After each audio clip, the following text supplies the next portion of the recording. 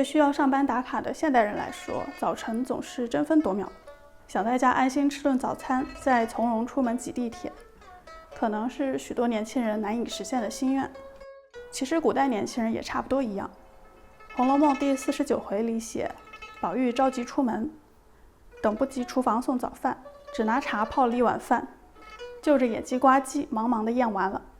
看来宝二爷早上着急出门的时候吃的是茶泡饭，配的野鸡呱唧做小菜。这道小菜有2部分组成，野鸡和呱唧。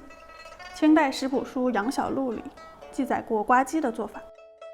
呱唧，生菜瓜随瓣切开，去瓤，入百沸汤焯过，每斤用盐5两，擦腌过，豆豉末半斤，醋半斤，面酱半斤，马芹、川椒、干姜、陈皮、甘草、茴香各半两，无1、2两，共末，拌瓜，入瓮按时，冷处放半月后熟，瓜色如琥珀，味香美。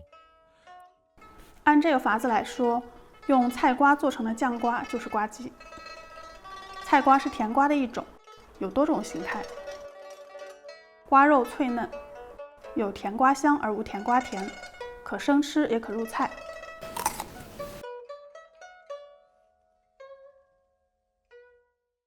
现在这季节能买到的菜瓜个头稍小，一个瓜切2半，瓜去瓤待用。烧一锅大水，水滚后加1勺盐，加菜瓜，心里默数1、2、3、4、5，就立刻倒出来沥干。加盐揉捏，到瓜肉微微变软，再腌一会儿出水，可以尝尝看够不够脆。不脆的话，通风处晾1天。去掉多余水分后，瓜就嘎嘣脆了。准备豆豉、花椒、姜、陈皮、甘草、干辣椒、小茴香和马芹。现在的百科说马芹就是孜然，但古时候的马芹是另一种香料，在兴化一带也被称为石螺子。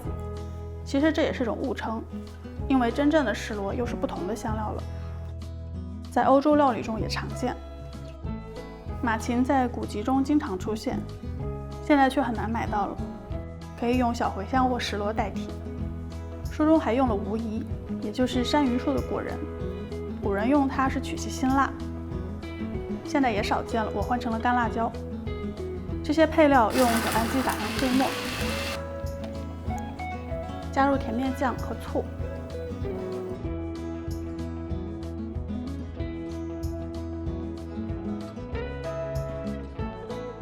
将拌好的腌料抹在晾过的瓜上，放入坛子腌制。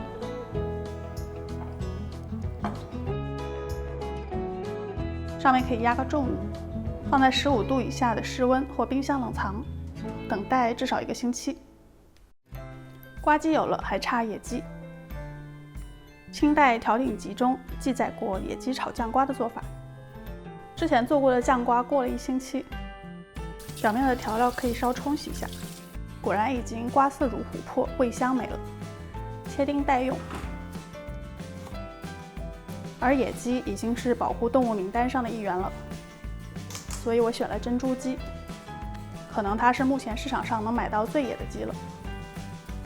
拆了鸡腿，去骨去皮。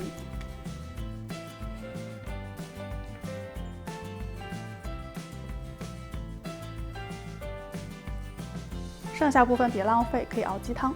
珍珠鸡熬汤的味道也是非常香美的。鸡腿肉切丁，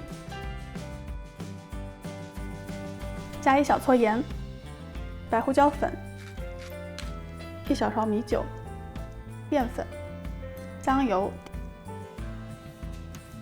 拌匀。冬笋去壳，切丁汆水。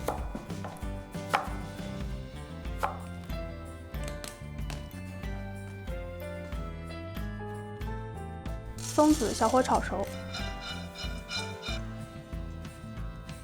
备姜蓉待用。锅里放菜籽油，下鸡丁炒熟，盛出待用。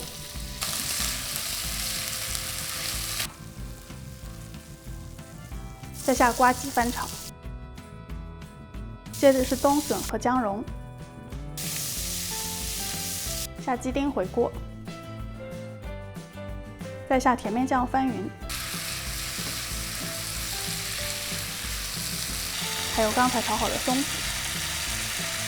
起锅前可以再撒点辣椒圈。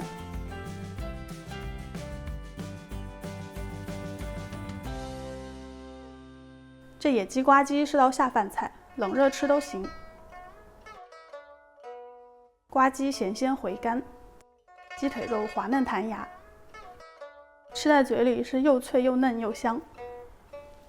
送粥下酒配饭都合适，或者哪天早上着急出门了，也能和宝儿爷一样，用热茶泡了饭就着野鸡呱鸡，也是极好的。